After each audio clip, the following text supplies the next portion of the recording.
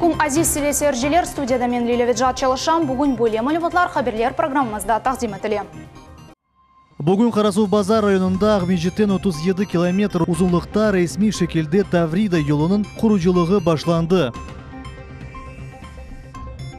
18 майыс күніне бағышланған мерасимлердің графигі ұйғынлыштырылды. Devlet Milletleri Комитетінің рейесі Заур Смирнов белейде векелері ile топлашу фалкерілді. Бүгін Исмаил Гаспринский адына ташыға медиа мерkezде Меслия Шуранын отырушывы олып кечті. Қашқа чоқыра койының сәкенлері енді 20 ел давымында суф меселесі ғайы кескін тура. Бұл проблема насыл чизарежек. Бұл ведегер малыматларына хаберлер программасында серете білесіңіз.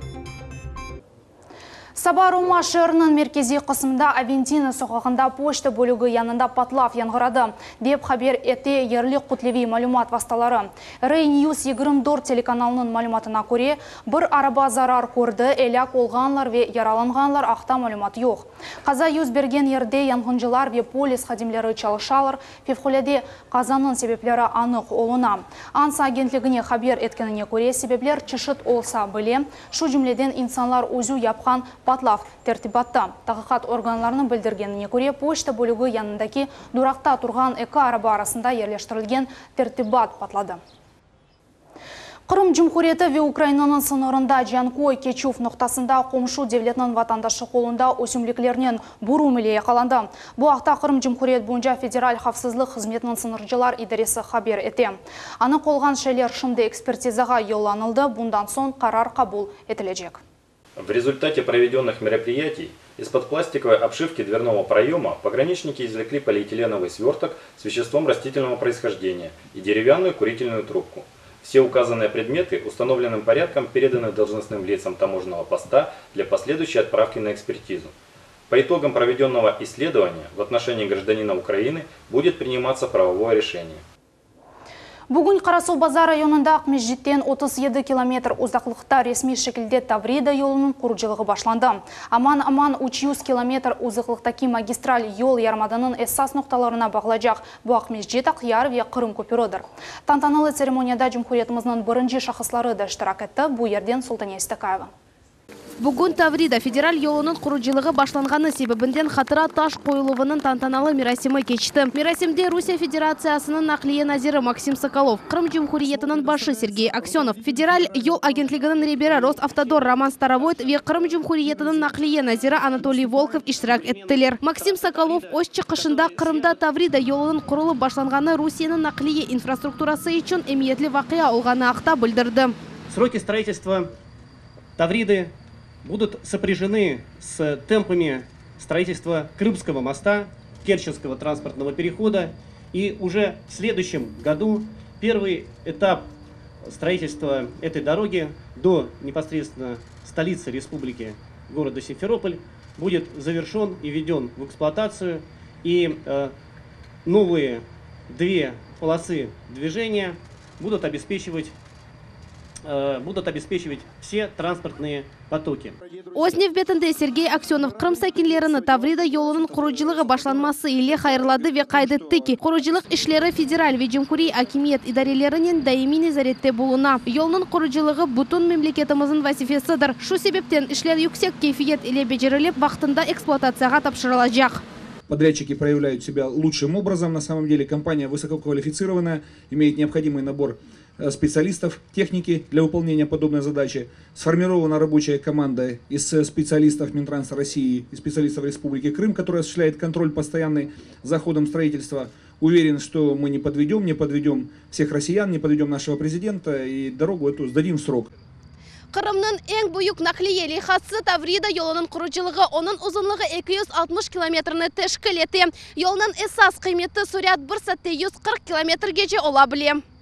Бұл 4 шеритлі сурятлы магистраль олacak. Шеритлер барьерлерінен айрылacak. Yolda 17 нақлие бағлануы 90 көпір ве 30 ер асты пияделер кечеті құрылacak. Федераль yol агентлігінің ребері Роман Старовойт қайдетті ки, yol құруcılığı кечешатында ең заманауи технологиялар қолданылacak. Фактически год все научное, проектное и подрядное сообщество Российской Федерации рассматривало проектные решения и вносили свои предложения. Все, что есть сегодня в мире, в дорожном строительстве, поверьте мне, применено здесь. Точно в срок и с наивысшим качеством реализовать этот проект. Он действительно будет важный для жизни всего юга нашей страны. Екі шіретлі араба yolu құруcılığının бірінші басамағы 2018 сененің сонында екіленecek. Екінші басамағы ise 4 шіретлі yol 2020 сене эксплуатацияға тапшырылacak. Таврида yolunun fiyatı en ziyade 140 milyar rubleni teşkil edecek. Султания Истакаева, Эдем Исмаилов, Миллет үшін.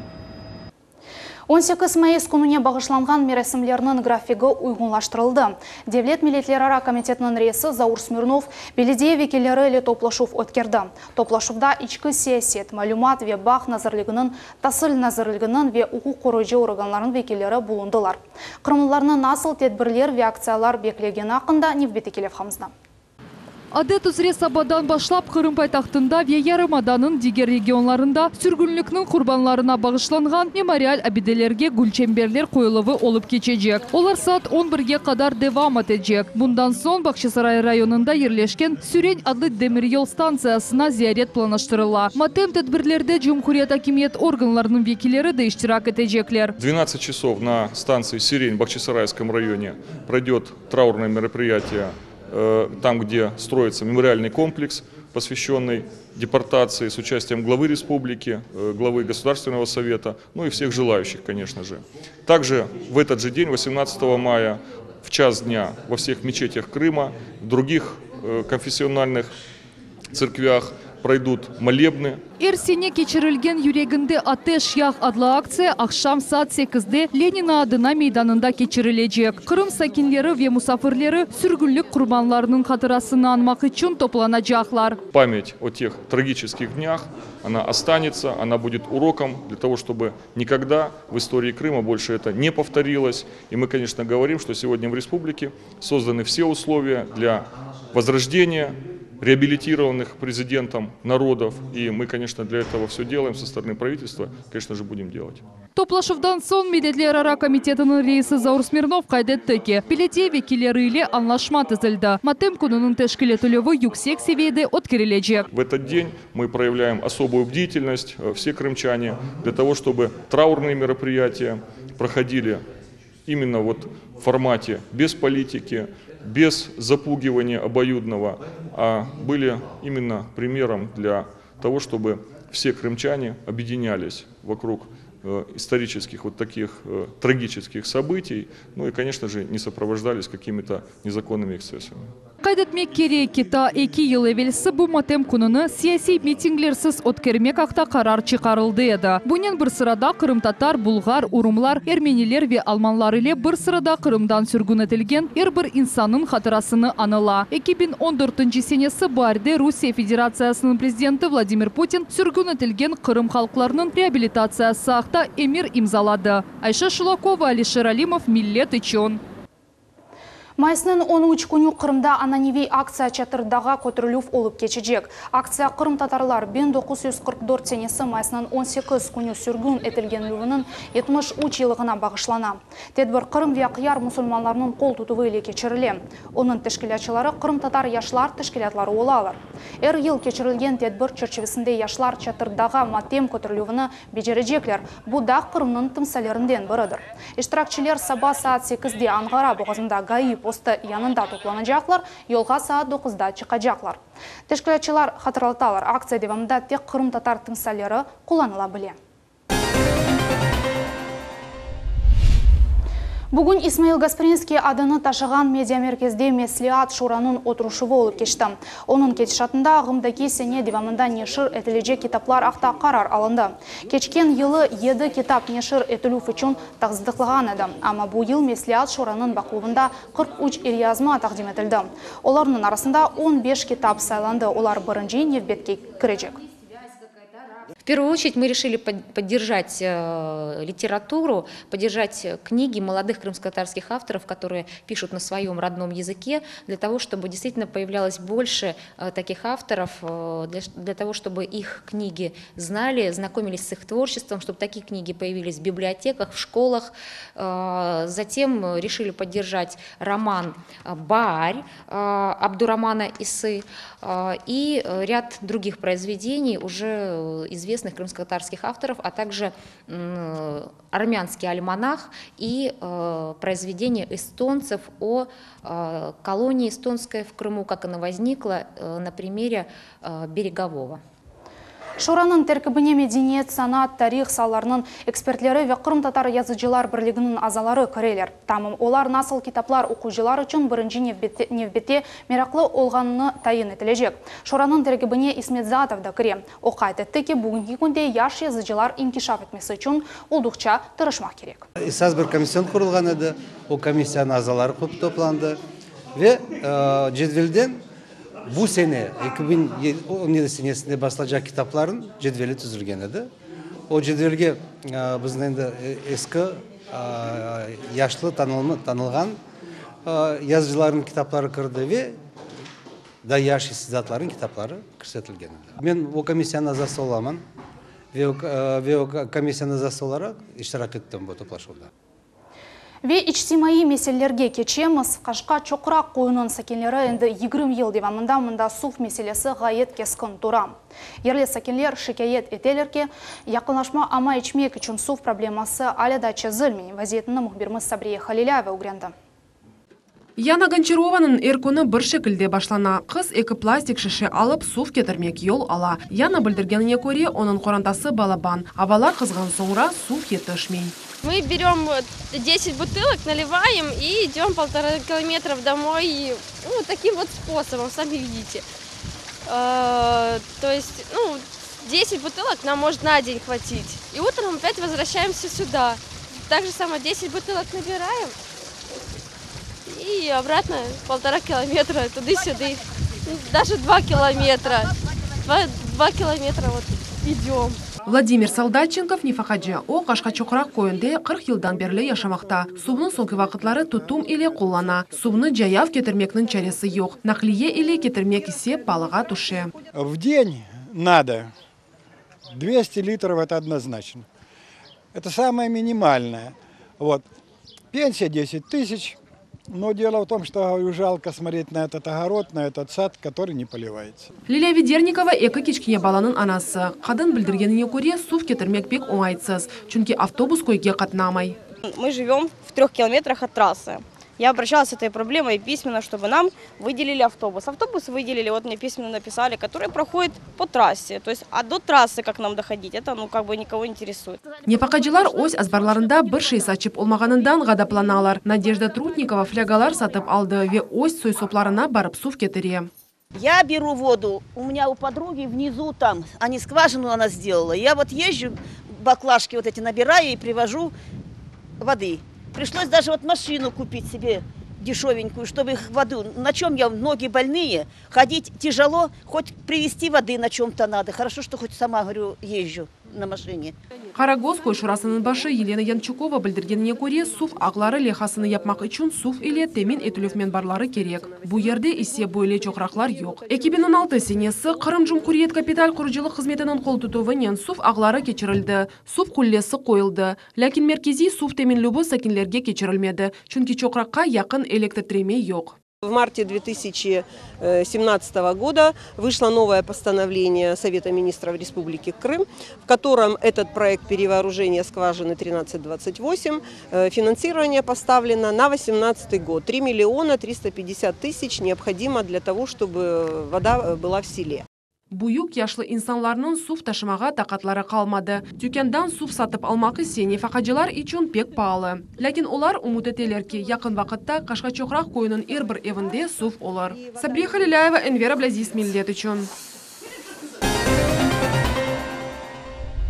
Күн тәртібінің эссас суали Тейквандо Федерациясының имае шурасының тәркібіні таздықламақтыр. Бөйлелікнен рейс вазивесіне Русия Федерация Девлет Думасының мебусы Руслан Бальбек сечілді. Было оказано мне большое, высокое доверие вот стать председателем попечительского совета. Это как раз-таки обеспечить то взаимодействие, которое бы дало бы толчок в развитии спорта, в данном случае тэквондо в Республике Крым. Это красивый и достойный корейский вид спорта, который уже в республике и в целом в России отметился высокими достижениями. Bunyan beraber reis muavini de saylanıldı. Endiden başlap Kırım Cumhuriyeti Taekwondo MFT Federasyasının reis muavini Rusya Federatsiya Prezidenti yanında Milletler Ara Münasebetleri Boyunca Şurasının azası İnkişaf Teşkilatı'nın Prezidenti Eskender Bilalov olacak. Именно с этой организацией Taekwondo уже сотрудничаем более 2 лет.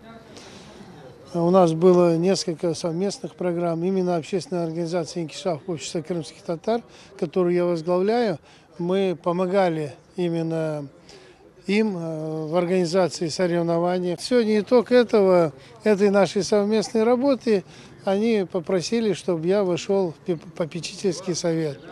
Ну, я с удовольствием принял это предложение. Я думаю, буду полезен именно этому виду спорта. Uruf sanatları boyunca Rusya Birleşmesi'nin icra müdürü ve Taekwondo MFT Federasyası'nın vekili Deniz Kim aytты ki, bu gibi işbirlik şüphesiz semerli olacak. Надеемся и знаем, что будет хорошее плодотворное сотрудничество в данном направлении, потому как данные люди уже заочно не первый год помогают развитию данного вида спорта, вкладывают в развитие Республики Крым, чтобы все наши люди были здоровыми, сильными, целеустремленными. Öz nefbetinde Ruslan Balbek yarımadamızda sport inkişafının mühimligini kaydetti. Kırım Cumhuriyeti er vakit oy sportçılarından belledi. Сегодня развитие спорта в Крыму является приоритетной задачей и создание необходимых условий для наших детей, для наших спортсменов, для того, чтобы культура спортивная прививалась среди крымчан. Конечно же, прилагаются вот все усилия и вот взаимодействие разных слоев общества, разных уровней, вот это в зависимости от социального статуса. То есть вот стараемся найти вот то взаимодействие, которое даст необходимый результат. Bugünkü günde Kırım Cumhuriyeti Taekwondo MFT Federasyası 13 seksiyonu kavrap ala. Onlar ise bütün yarımadamızga darqatıldı. Federasiya çeşit yaşında olğan 300'den ziyade sportçı idman etti. Sultaniye Medjid, Ayşe Şulakova, Ramazan Aливапов, Millet için. Жанкой районында Камбар Бакув көйінде яшаған Гүлчихра Алиева ағыр шаретлерінде яшай. 19 ел девамында қадын квартира невбетінде тұра. Ама оның мескен суалы бүгінге күнге же чезілмеген қала. Бақчысарайлы Хатиже ханымны есе топрақ меселесі ратсызлай. 10 елдан зейде о дамарта алажам деп бекледі, ама енді о реестрде жоқ екен. Бұл меселелер или біздің ижеде группамыз Девлет Милетлері комитетінің рейсінің гражданлар қабул өтілбенде танышты. Бұл құранталарға ярдым көстерілежек yok mu? Bu haqda bizim levhamızda. Çok yıllar devamında Aliyevler korantası kiraga alıngan kvartirada yaşay. Şimdi onlarga şart koydular, kvartiranı ya da boşaltmak ya da onu 2 milyon rublege satın almak gerek. Elbette korantanın bu kadar parası yok. Bundan gayrı Gülчихra hanımının kaynanası Necibe Aliyeva harbi hareketler veteranı küçük evçikte yaşay, anda en sade şarayetler yok. Bu meseleler sebebinden kadın 2 insult geçirdi. Комитет обращался свой джанкойский, никаких продвижений, все футболят, то туда, то обратно, то в сельсовет, то комитет. Свекровь моя, бабушка, вот ей 84 года, стоит на застройке тоже сколько лет, тоже никаких продвижений. Хотела бы, чтобы вот это вот продвинулись эти вопросы. Чтобы хоть немножко бабушке помогли вот эту кухню достроить и санузел. Бабушка старая уже, даже боюсь умирать, говорит. 4 детей у нас, мы с мужем, вот на 6 человек в одном доме. Дом стоит без фундамента, дома старинные, переселенческие. Стоит без фундамента, и все стены у нас идет плесень. Невозможно ни забелить, ни закрасить, ничего. Kabul devamında bile oldu ki Gülчихra Aliyeva'nın meselesi boyunca komissiya yaratılacak. O Aliyevlerinin meselesini çözülüğünü belgeleyecek. Будет, конечно, создана комиссия совместно с местной администрацией и с выездом на место. И только вот в этом случае будет уже приниматься окончательное решение. Я думаю, в данном случае можно в том числе воспользоваться процедурой выкупа жилья, если подходит очередь. Это тоже установят наши специалисты. Ну а в ситуации с оказанием материальной помощи необходимо, конечно, при наличии полного пакета документов обратиться с заявлением. И в соответствии с существующим порядком также выезжает комиссия. Если по всем критериям заявитель подходит, тогда мы выплачиваем соответствующую помощь, размер которой, напоминаю, может достигать 250 тысяч рублей. Бахчасарай шерінден де мұражат олды. Хатиджи Муйдинова 10 елдан зияде сарайлы қиятта топрақ алмақны беклей. Топрақ алажам деп қадын олған параларны бері еді. Украина деверінде отап Киевге барып еті, ама меселече зілмеді.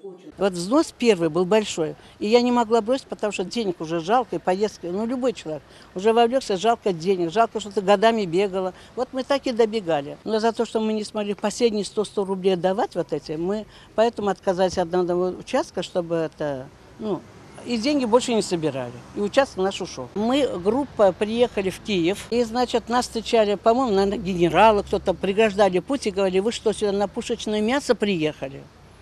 И была очень такая стычка, знаете, горячая стычка была. 2014 сенеден берлі Жумхурият акимияты ile қарар қабыл етілген еді. Сабық наразылық акцияларының епіс іштіракчілеріне дамарталар бермек. Хатиджи ханым оны реестрге кірсетсінлер деп весехалар тапшырды. Это типичная ситуация, когда люди, находясь в электронной базе данных по тем или иным причинам, ну, как правило, разные здесь и состояние здоровья, и работа за пределами Крыма, ну, еще масса каких-то вопросов, то есть не попали в реестр.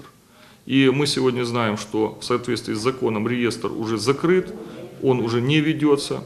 И поэтому мы ищем иные законные способы сейчас решить земельный вопрос данных людей. И поэтому, вот, обратившись, заявительница тоже сегодня подчеркивала, что много лет отдала себя, как говорится, земельной проблеме, и мы сделаем все для того, чтобы ее ожидания оправдались. Бүгін Девлет милитлер ара комитетінің рейсіне 30-дан зиеді инсан мұражат еті. Эссасин суалер топрақ мескен ве реабилитация ақта весехалар ақта әдділер. Гражданлық меселесілі мұражатлар эксілгеніні қайт етмек мүмкін. Бұл яқында Девлет Дума иле қабыл етілген қанун иле бағлы. Риман Тарсинова, Дмитрий Низовой. Милет үшін. Қырым Улу Ватан женкінің ветеранларны хайырламаға девам етелер. 40 сенелер ән фажиялы женкінің мейдаларында бинлерінен қарманлар елек олды. Сақ қалғанларының сайысы секунд-күнден эксіле шу себептен ветеранларымыз ары диққат ве үрметке лайық. Қырым бірлігі тәшкілаты Бахчасарайдaki ветеранларға мұсафірлікке ел алдылар. Шевқия Абибуллаева 1924 сене Ақияр янында Дуванкойде доғды. 16 яшында оны полққа алдылар. Анда о арби екімге ярдым етейді. Бір айдан сон о эсірлікке тұшты. Партизан отрядында подпольщица олды. Анда о 1944 сенеге же чалышты. Когда будете расфильмовать партизанларын, бұл қызын бір ерге жібермең, бізнен берабер, бізден кітер Севастопольге освобождение. Сон бұл Витятин келді. С кем останешься, с нами или туда? Я дедім, поеду туда, дедім. Өзіміздің койын көрерім, хоть дедім. Первый мені жіберділер разведкаға Қаралес койыне. Бар шурочка бақ, немслер қайда? Нияққа отступать етелер. Мангупын түбінденім, есам бақ. Это промой через Бахчисарай или Сүйреншік. Шевқия ханым ата апске алынғанларның яшаған вақытта да олды. Сонра есе хасталық себебінден яшқыз қастаханеге түші. Бір қач вақыттан сон Шевқия Абибуллаева сой сопларыны тапмақ үшін госпитальден қачты. Оларны бүтін Қырым татар халқы еле берабер Өзбекистанға сүргін еткенлер. 1945 сенесі оне есе анасыны, битасыны ве аптесыны тапты. Олар Чуст районында яша екенлер. Шевқия ханым кенеде айлесінен қауышқан сон хастаханеде емшіре олып чалышты. Келді приказ одноязычных людей под границей турецкий вал, деді. Всех, деді, людей эвакуировать, деділер, не переселение, эвакуировать надо, деді. Потому что только оставить среди многих людей, деді, будет, деді, экстремисты, деді, мы не будем победителями. Одноязычных людей убрать под границу Турции, деді. Там не то, что только крымские татары были. Много наций. Еще из Сухума даже взяли турецкий язык. Из Сухума, батумские переселенцы тоже были к Крыму. Всех, в общем, на большую землю Узбекистан dediler. Только полицейские полицейские добровольские семьи выселять трехдневный сроком 500 килограмм вещами, сказал. Шымдышев Хейханым Бахчисарай районының Камышлы көйінде ешай. Өз evinde о хатырлавлар için бір ода айырды. Бұл фоторесімлер, қазанылған мүкафатлар ve чешет шейлер. Она Улу Ватан Женкінің ветераны олғаны için Русия Федерациясының президенті Владимир Путин Ақярда квартира бағышлады. Яқын вақытта Шефхейханым анда көчмеге ниет ете. Мне экспонаты, это опять, если я оставлю, это как память. Вот это мой деревня, это вечно здесь останется. Это буду подарить для будущих прорастающих молодежи. Новые люди вы сегодня, новая эра, новый закон, новые правители. Теперь это воля ваша. Bundan son Qrim Birligi Teşkilatı'nın vekilleri daha bir Cenk veteranına Server Usmanov'a yol aldılar. Onun balalığı Balıklava rayonunun Kalenda köyünde geçti. 19 yaşında Server Usmanov cebege ketti. 1943 senesi Server Kardbaba nemselerinin koluna düştü. Onu Akyar türmesine oturttular. Birkaç günden son onlarını paraxotqa oturtup Romaniyaga alıp kettiler. Anda Server Usmanov lagerlerdeki episi zorluklarını isetti. Server Kardbaba hatırlay bir kere episi adamlarını vagonlarga koyup ormanga alıp kettiler. Ormanda partizanlar olganını bilgen son Server Kardbaba kaçmaga karar aldı. Şimdi Kardbaba oğlunun Kurantası Bахчисарай rayonunda Zalankoy'da yaşay. Qrim Birligi Cemaat Teşkilatı'nın vekilleri veteranlarını ziyaret etip gerekli bahşişlar hediye ettiler. Onlar elbette gündelik yaşayışta gerek olur. Kaydediler ki kahramanlarımızın cesaretlerini hatırlamak yaş neslinin boyun borcudur. За 25 лет мы не знали, где живут наши ветераны, где живут наши инвалиды. Мы сегодня посетили две семьи, в которых, значит, инвалиды войны. Одна инвалид войны, значит, наша Абибулаева, Шефихапте. И в Холмовке вот посетили, уже были там у, значит, нашего дедушки. Надо знать таких людей. Вот, например, Шефихапте — это кладезь того, что столько всего она знает, столько прошла, столько мучений. И ведь никто ее не знал. Слава Богу, вот мы, Аллах хашкур, увидели, послушали ее. Правда, а ей как приятно. Она живет, она еще будет жить тем, что вот мы ее почтили. Улу Ватан Женкінің ветеранлары жесірлік ве ватанперверлік өрнегідір. Оларның жесареті асырлар девамында yaşayacak. Султания Ситакаева, Фериде Халикова, Эдем Исмаилов, Миллет үшін. Şimdilik bu olğan məlumatlarımız еді. Nefbeteki yanlarımızına qaçırmanız. Efirde görüşmek üzere. Sağlıkla qalınız.